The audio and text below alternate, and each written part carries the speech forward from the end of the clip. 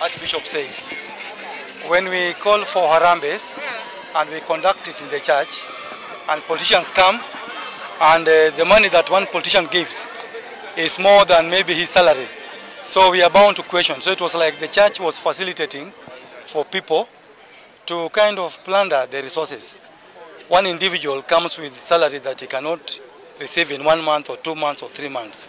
So that's just a way of the church taking the lead in stemming corruption, which is cancer in Kenya. So we support the BBI as a church.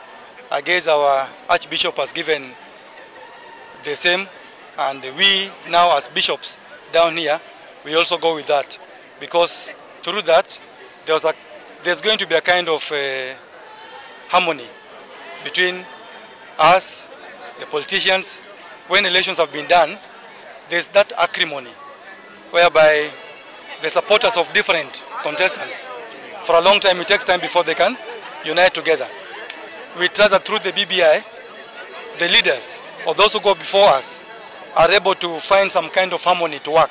When they work together, it will follow that the Christians also and the people that follow them will also be able to work together.